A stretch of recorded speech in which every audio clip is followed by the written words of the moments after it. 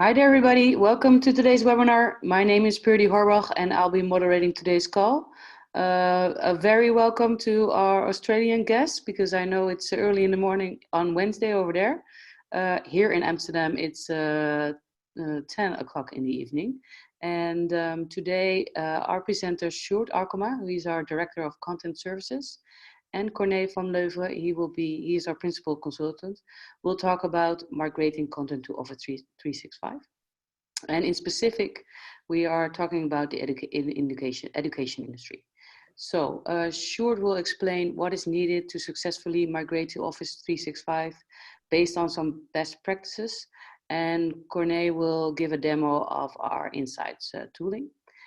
Normally, our sessions will last around 45 minutes. The webinar will be recorded and we will send it to you either today or tomorrow. If you have any questions during today's webinar, there's a Q&A button you can use and even a chat box if you want to directly chat with us.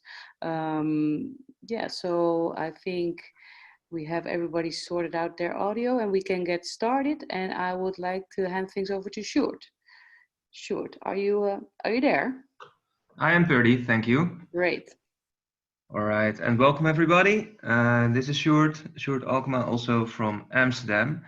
And I wanted to stress, because we're really focusing on a specific industry, education, that if you have any questions, just shoot directly and maybe we can generate some discussions around specific challenges that you have in migrating or that you see in migrating content to Office 365.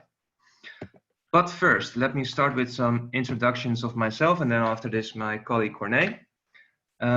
So as Purdy mentioned, I'm responsible for Xillio Content Services, which is our business unit where all the migration, transformation, all the business around content services takes place in both consultancy and software. I've been in the content services industry for quite some time. And I've always worked in consultancy, advising companies and solution management. I'll be doing most of this webinar, but big part will be done by Corné. Hi there, I'm Corné. I've worked for 15 years with Xillio. I have a lot of experience in complex content migration, so if you have any questions, don't be afraid to ask. As Sjoerd mentioned, Purdy mentioned, I'm a principal consultant and also head of product. And at the end of the session, I will show a bit more about our insights application. All right, thank you. And in between the presentation or the subjects I touch on, Corné, maybe you have some additional information from real practical examples. It will be dynamic also sure. Between the two of us. Yeah. All right, the webinar agenda.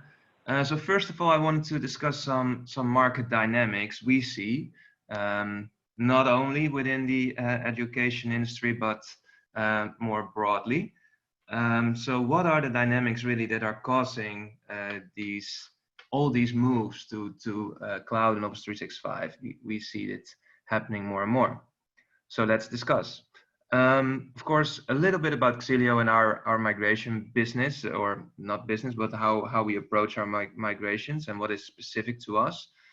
Some challenges that we encounter, the customers we speak to in the education industry. And here I would like to really stress that you can add to it, or maybe ask questions about it, or maybe agree to it. So please feel free to use the chat box during the session. I want to touch on some best practices, again, around educational clients. And then Corné will take over and he'll show live our insights solution, which is actually one of the essential steps, I think, for a successful migration into Office 365 or into any target system. We'll be closing with tips and tricks specifically to these challenges. And of course, there's a closing with Q&A, but as mentioned, anytime through the session, please feel free. So first of all, some market dynamics. So why we think there is this rise in content migrations in the market. Why do we see that's happening?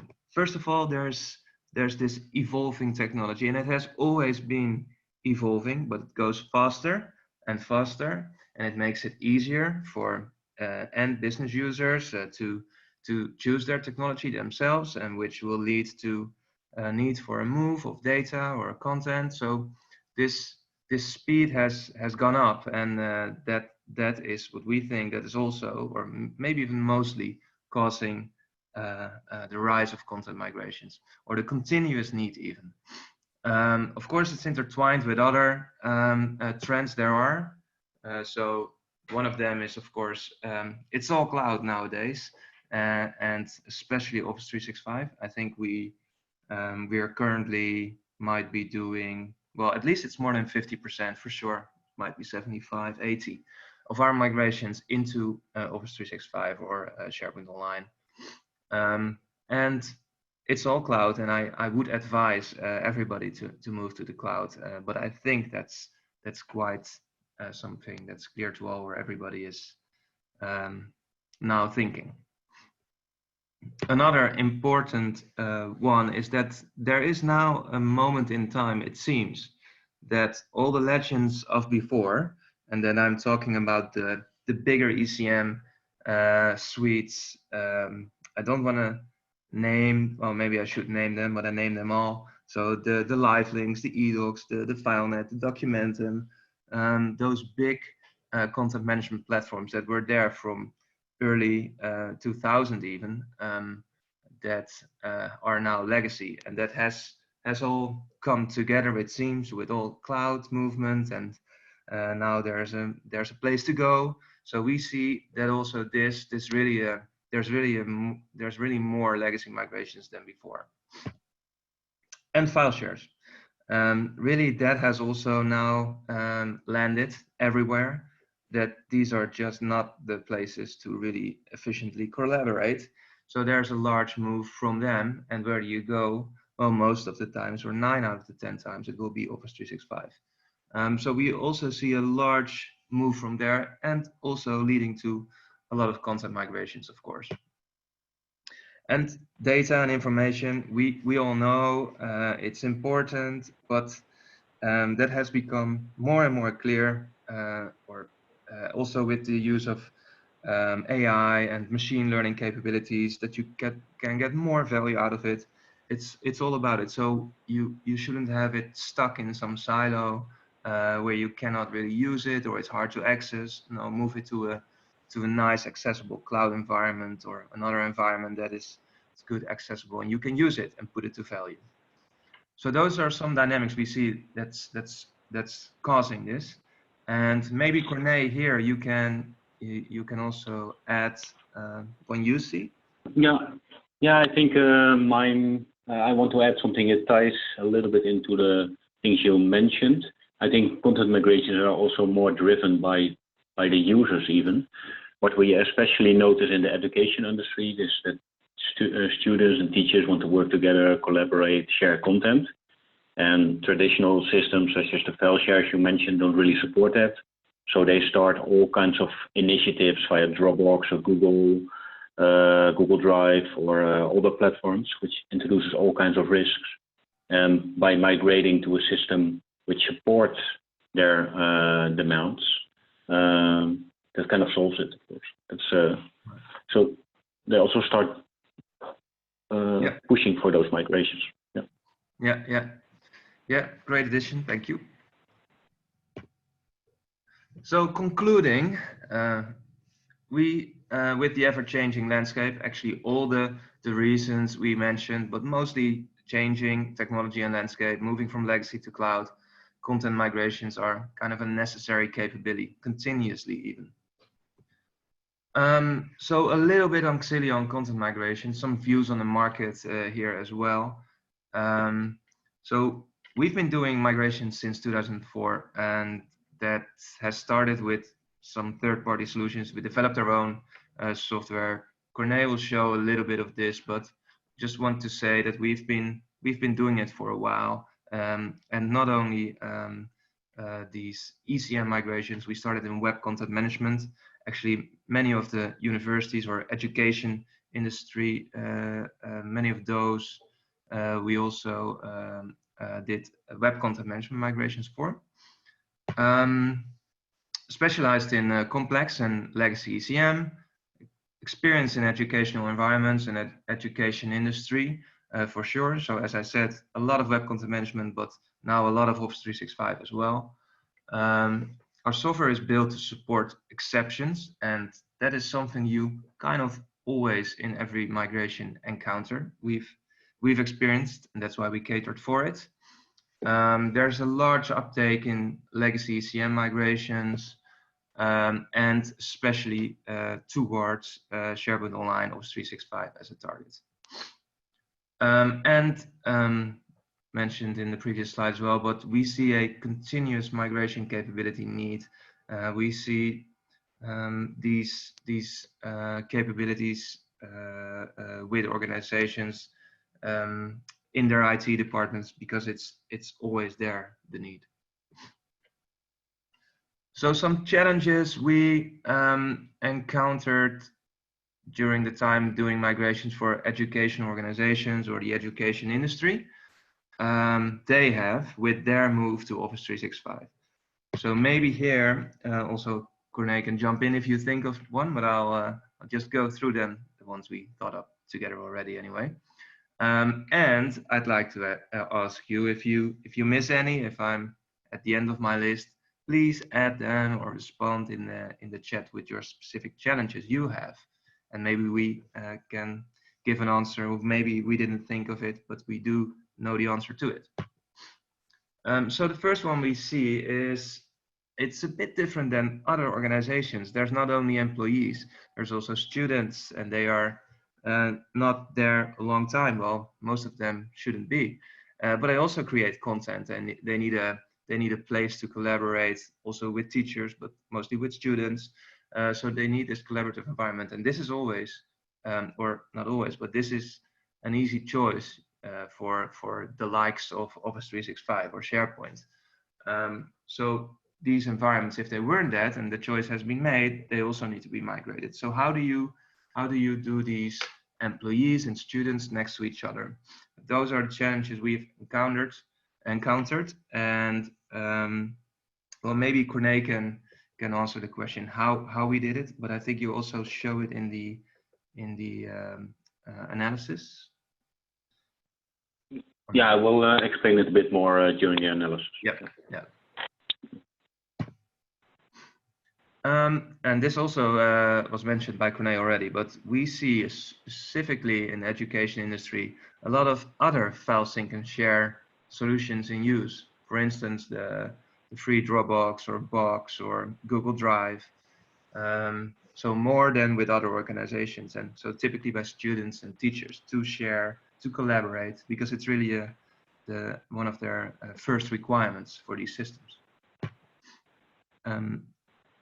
Another important difference, although many organizations of course have primary and secondary, but it's always very clear in the education industry that there are primary business processes to run the organization, and there are also academies with their own teaching and their own processes in it.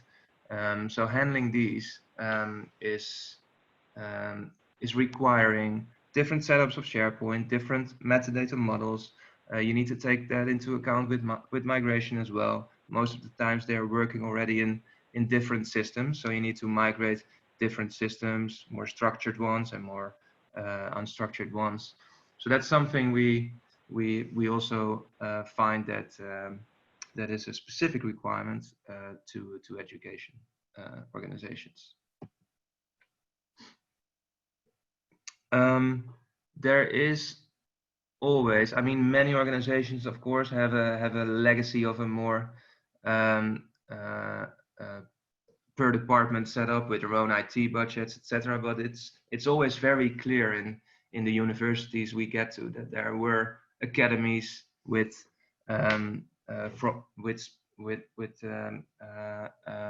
own IT budget, choosing systems to use, and others chose others, and they all needed to merge into one. So that created of course, creates, of course, an extra challenge. I see some chats coming in, which is very good. Oh. It's Purdy asking if you add your specific challenge. Yes, indeed, sure. I'm trying to get the chat going. All right, very good. Yeah, there's some big differences. We at least this is one of the challenges we encountered, and not so much maybe us doing technically the migration and guiding the migration, but more on the implementation of the new system side. That there's quite a difference in the digital matureness of teachers and employees, and especially when you compare to students, of course. So that's something you need to take account for in the user adoption. Quite some privacy and regulatory needs around PII and other sensitive content, something that is in many more organizations, of course, an issue, but something you should take into account. And the analysis that Corné is going to show can help there in a very good way. Another thing, and also this is, I mean, we encounter the issue here where we need to map security and map permissions, but after that, it's done, but managing the accounts is a bit more complex. You really need someone in place for that because of the highly changing environment, of course, with students leaving and joining. So those are some specific challenges in education we see.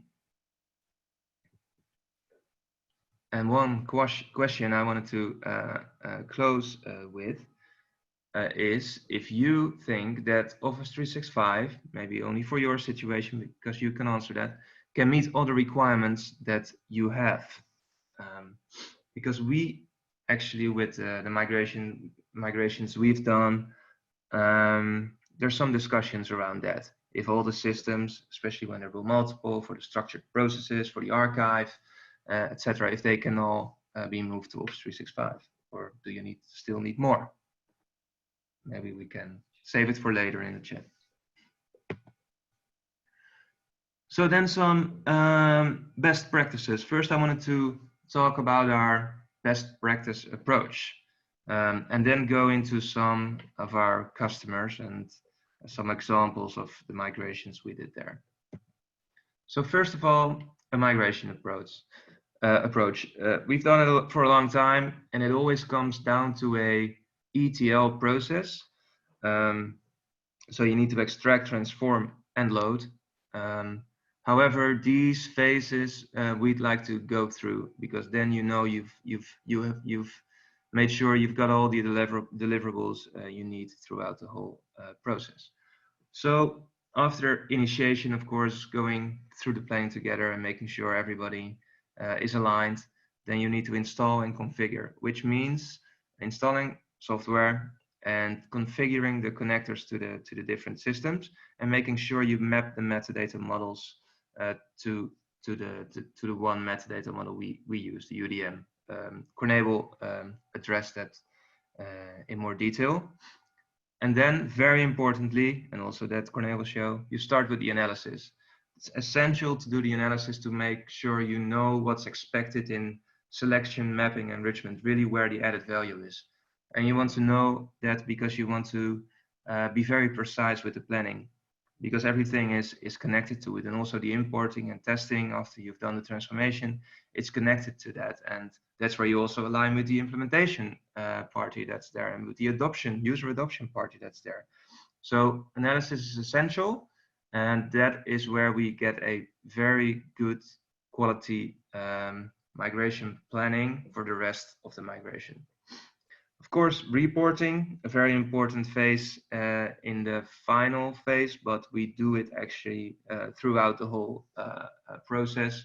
So after analysis, we have a report that shows you all the content you have and all the sources, and the quality and the quantitative numbers. And after transformation, we also have reports that show you this is all the rules, these are all the selection, mapping, and enrichment rules you applied, this is what happens to your content, this is where it was, this is where it's going to be. So you actually see already the whole migration running without actually importing, which makes the import less tricky, less error sensitive, which is a good thing for both us and the client. So that's how we approach a migration. If you have any questions on that, of course, again, shoot. But let's move to some examples. So first of all, a very large University of Applied Sciences in the Netherlands, they moved from several systems. They managed their internal processes and content in Corsa. It's a local Dutch player, but you could compare this with the Documentum and the open text content servers of these times. And they had all their structured processes in there. They worked on this sort of file share system. However, it was a bit managed, but presented itself as a file share. They also worked on a file share. They had some other systems where they had student data. Well, a lot of different systems, and they all wanted that moved to Office 365. So very importantly here is that we started with a large analysis, and we're doing a specific analysis per academy. And also the migration is approached per academy. And that's actually something we see as a very, very valuable way of executing and also approaching these migrations. So you start centrally, you determine all the business rules that there are from more policy driven or governance driven, and then you go into a more specific approach per academy or per other business units that you have. The other one is PWN. It's actually not really a university, but it had a very similar challenge with many different systems, and they wanted to go to SharePoint as well.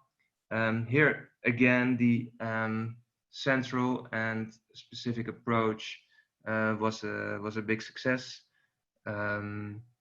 Here we added a lot of metadata through text analysis, which is something you can do, but you should try to keep that a per academy or per department approach.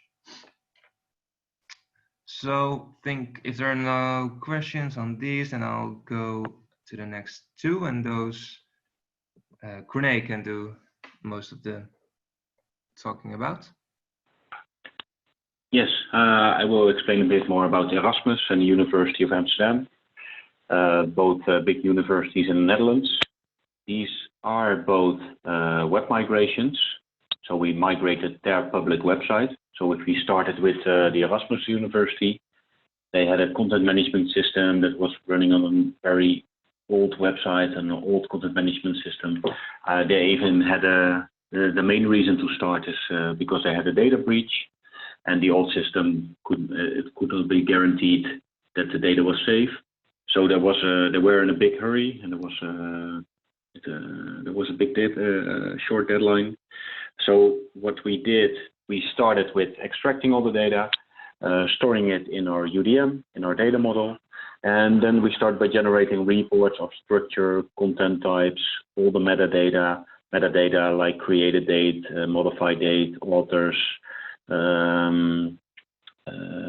like the academy and everything, and this data was presented to the client, and they could use these reports to make selections to decide which data had to be migrated.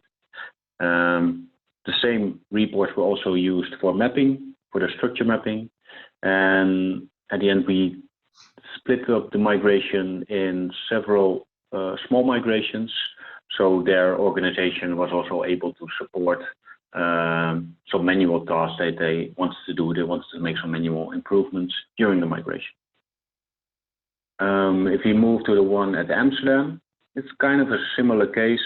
They also had a old content management system which wasn't really supported anymore, so they had to move to a new one, and they moved to Hippo.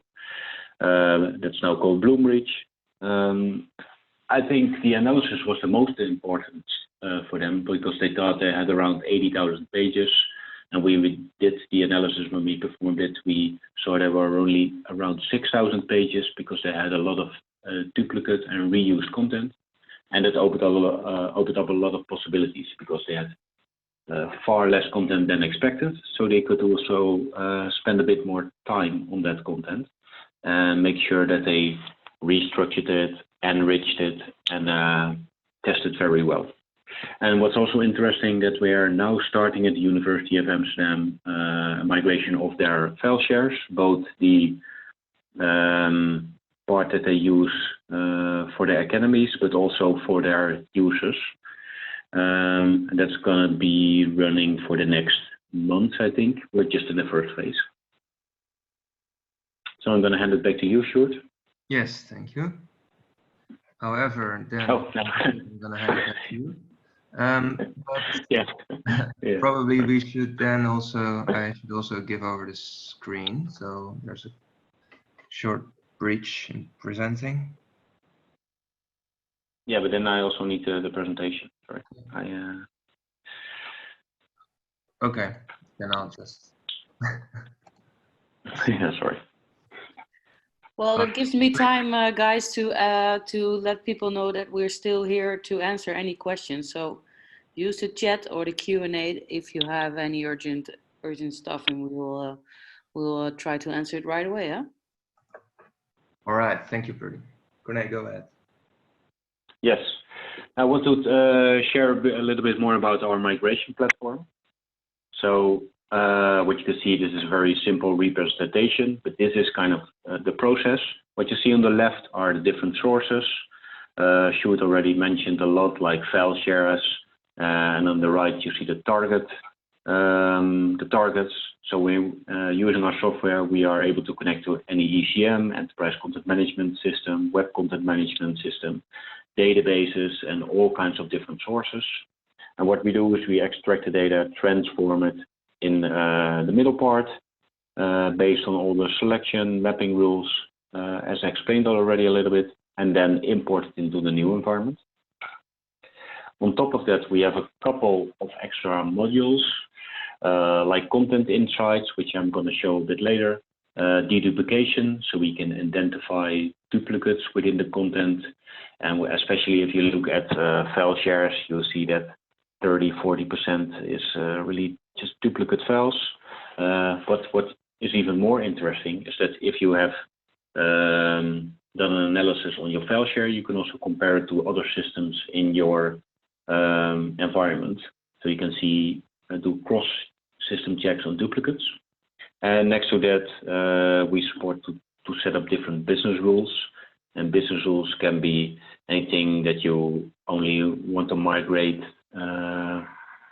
based on specific characteristics or specific metadata to define the scope, but also business rule to transform the content. So if we zoom in a little bit more, you can see that Xillio exists of three parts. The Xillio IDE, which is a development environment that is used by our clients, by our consultants. The consultants use it to perform the actual migration, connect to the different system, user connectors, configure the migration. On top of that, we have Xillio Pipe, and that's to support the whole ETL process and make it more visual. So it's also, as a client, you'll be able to track it. And the last one is the Xillio data model. I think Sjoerd touched on it a little bit, but we have a uniform data model, which means that if we extract data from a source system, for example, a file share or a Documentum environment, we always store it in the same structure, in the same way. This also allows us to run those insights, to run those reports easily, because we store it in the same way. And it's also handy because we can add, during the project, we can add multiple sources if we identify different source systems that also should be included. Then we already have the import part running. We have experience with a lot of systems. This is only a selection of it. So you can see at the bottom you see a lot of web content management systems, but also enterprise content management systems, of course, file shares, SharePoint, I think all the big ones. And we also, I think they're not in here, but we also encounter more systems like Brightspace, Blackboard, and also other systems for student administration, but they're not even in here. So also if you have those running, would be interesting.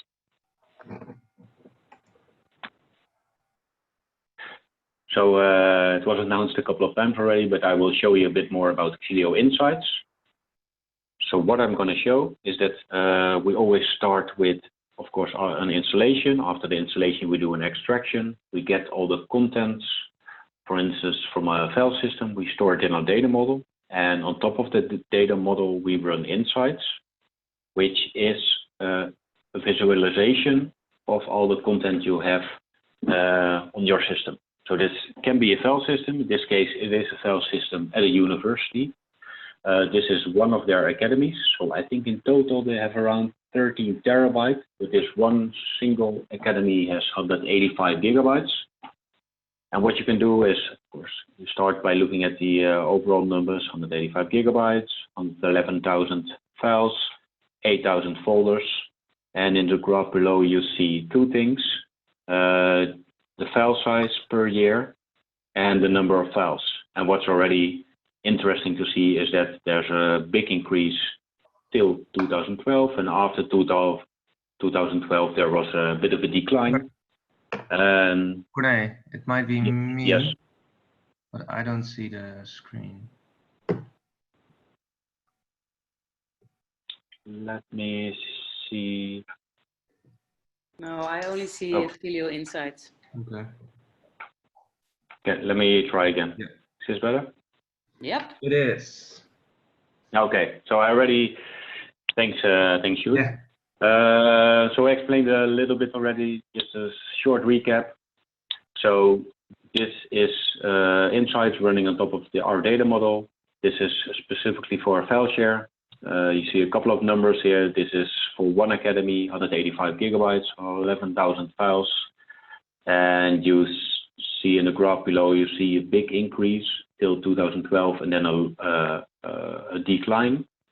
And we also showed this to that specific academy.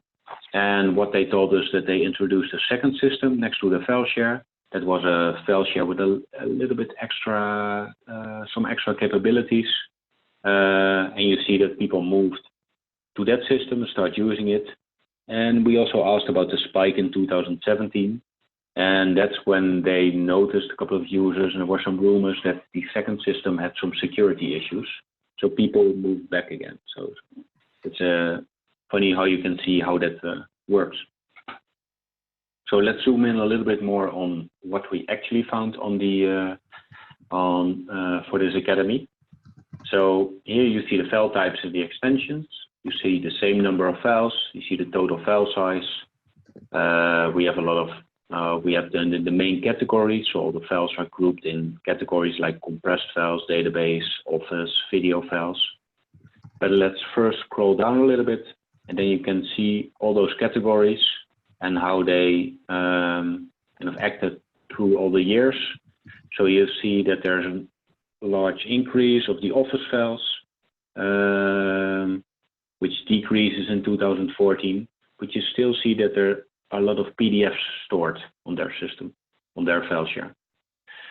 If we zoom in a little bit more, then you can see the PDFs and the big decrease in docs and some of the other file types. So what we usually do is in a workshop, we sit with a couple of people from the academy and from the project, and we discuss those results and see if we can find an explanation, and then zoom in and create even more customized reports. So these are the extensions grouped of audit on file count. We also audit on file size, and then you see a lot of movie, like AVI files, for example, the 23 AVI files in 2012, which account for 23 gigabytes. And you can also see a heat map with the locations on the file share and the actual files. So let's do one or two more selections. So let's start by selecting the Office category. And that's already interesting to see, because then you can see that the Office category, that's like your PowerPoint, Word files, Excel files, accounts for 2/3 of all the files, but only accounts for around 10% of the file size. And we already noticed a lot of video files in the previous reports. So let's zoom in on the videos.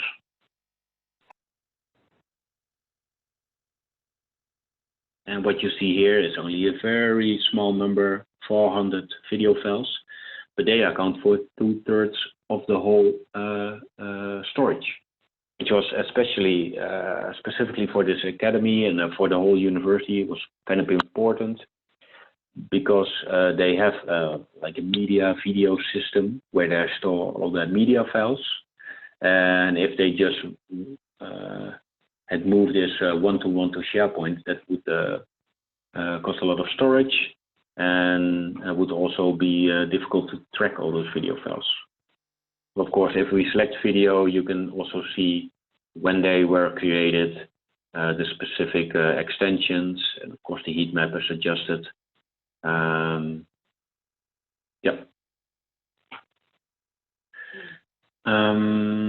Let's look a little bit more at duplicates.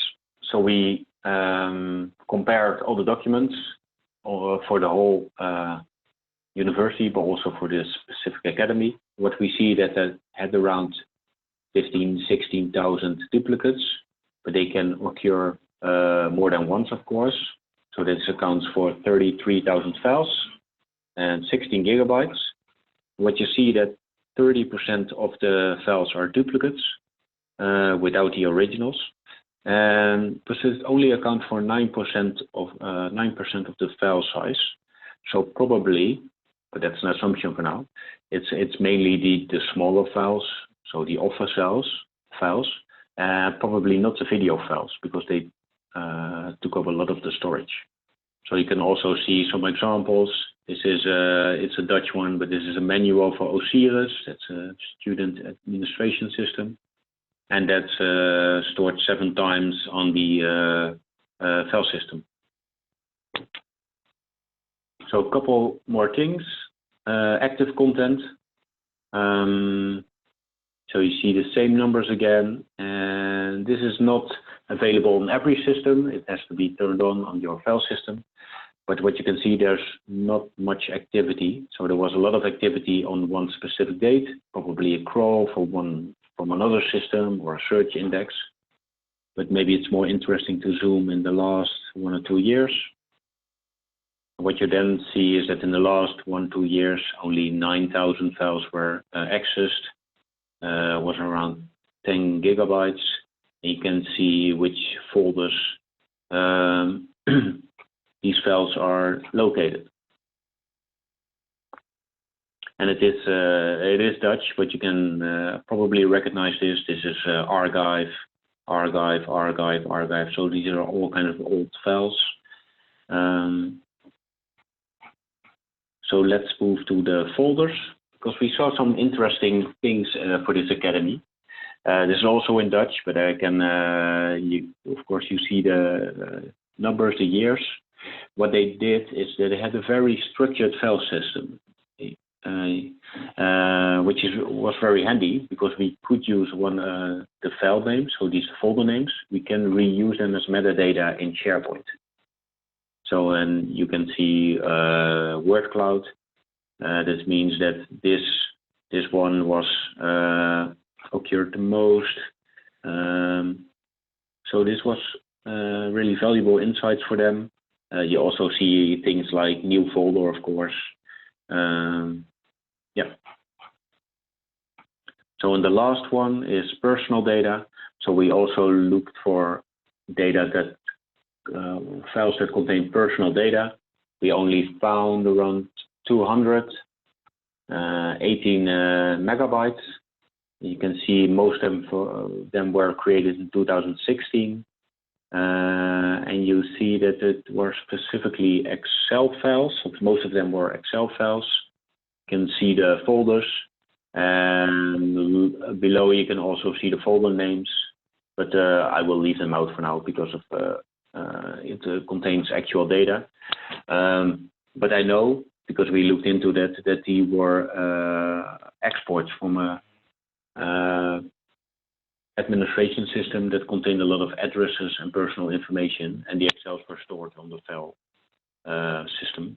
So this was one already very actionable insight, that they could locate those and remove them or put them in a protected place. Yeah, I'm going to hand it back to you, Sjoerd.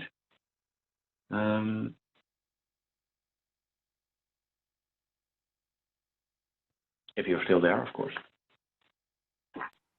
Yes, I'm still here. Thank you, Corné. It's always very interesting to see these file share insights, I think, with our clients.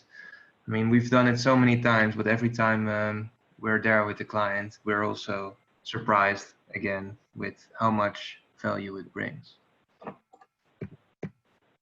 So I wanted to close with some closing thoughts and tips. The first one actually is, of course, relating to what you've just seen.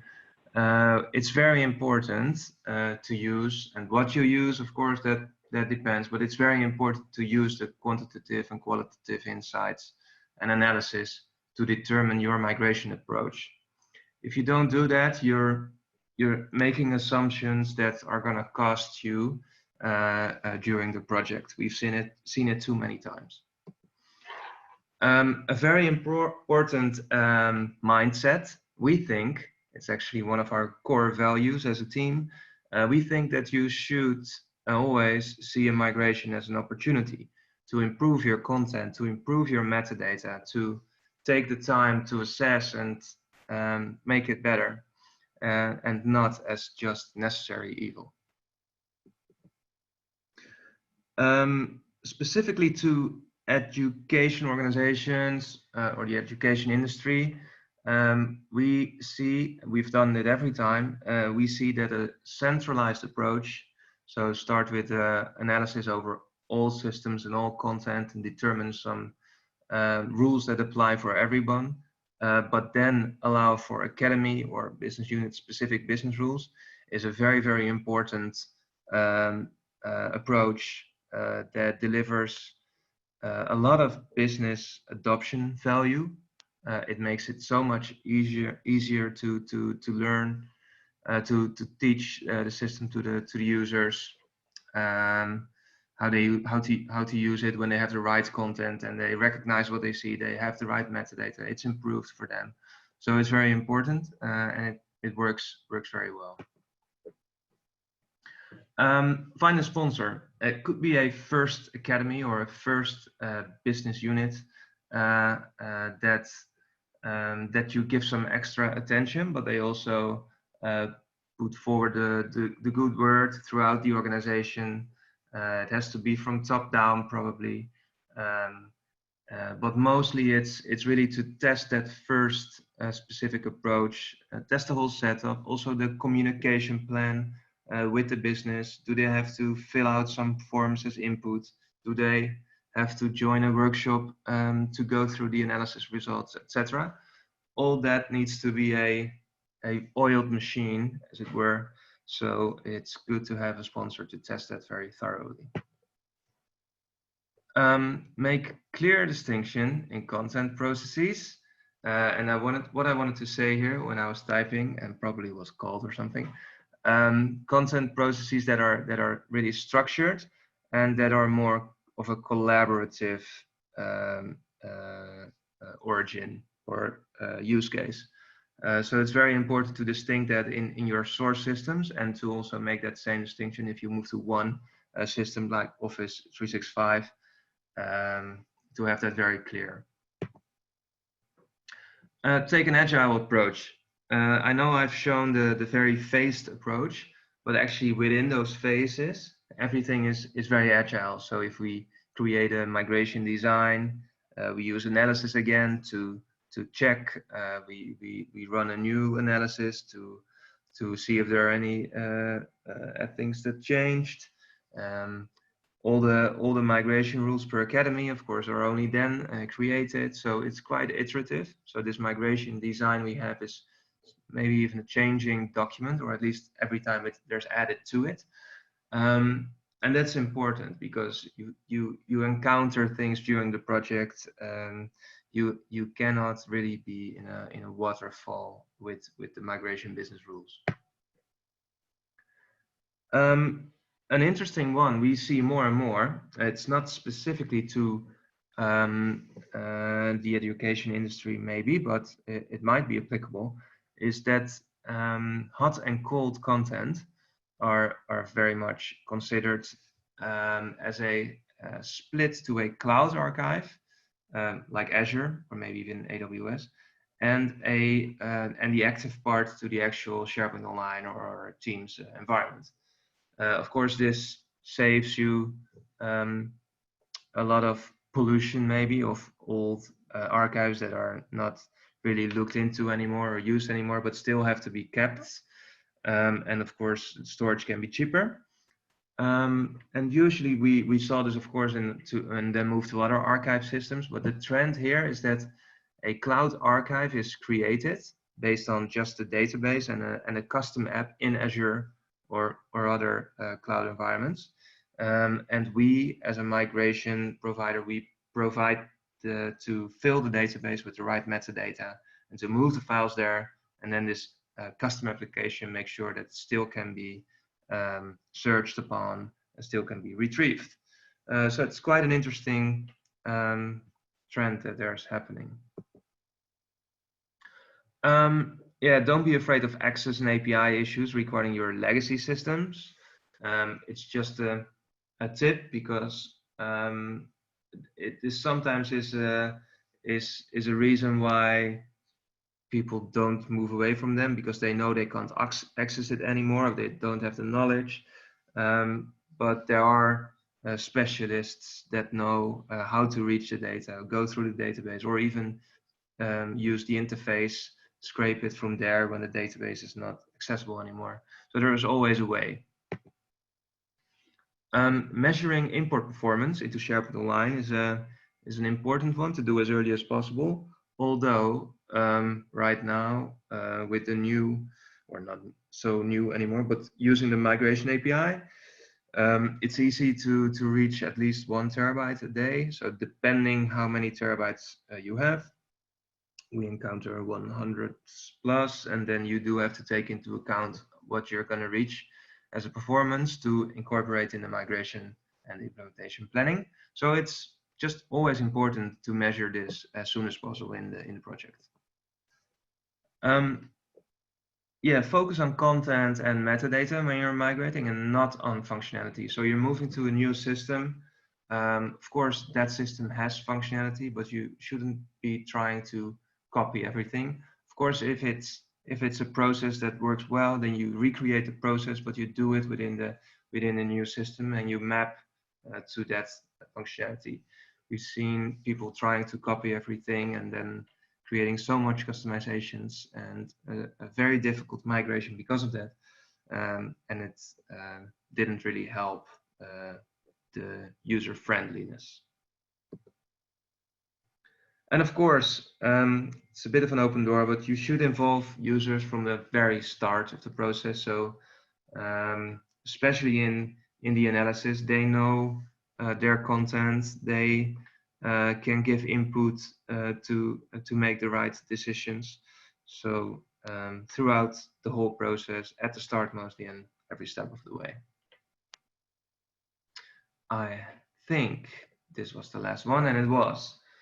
So I want to thank you all for joining. Of course, there's some room now still. I'm not sure what the time is for questions. And also want to thank Corné for giving the presentation. But I guess we'll hang no problem for a while, right, Ferdy? That's right. We actually have one question coming in the Q&A box. Yeah. And that is if we migrate to any other systems than Office 365. In this case, somebody's interested in Box, migrating to Box. All right. Yeah, we do. So in this presentation, we really mentioned different sources and always the target Office 365. And as I said, it's most of the times is, but definitely we migrate to other targets as well. And Box, another file sync and share cloud environment, we definitely can also support. Yeah, thank you. I think that answers the question. We also had a chat earlier, a question in the chat earlier, asking if we where we are located, and if we have offices in Australia. Yeah. Well, we don't yet have an office in Australia. You wanted to go, right, Purdy? Yeah, no problem. I've been there several times and I love it. So. No, so we're located in the Netherlands. We have office in United States. We have partners in Australia. So we could use them. They're on the SharePoint side. But if it's really about a migration, we could also see if there's a remote delivery possible, even with the time differences. It can be done. We have proof for that. But of course, there's a challenge. So hence partners in Australia, and we can get them in touch with you. Yep. Okay. That were the questions I've seen for now. Okay. So I think that's it, and we are at the end of this webinar. Well, as mentioned, the presentation and the recording of this webinar will be sent to you tomorrow, so then you can still have a second look. And I hope to see you maybe in the next webinar. We're organizing frequently webinars like these. So thank you, Sjoerd, thank you, Corné, and thanks everybody who's joined us today. Thank you. Thank you, Purdy. Bye-bye.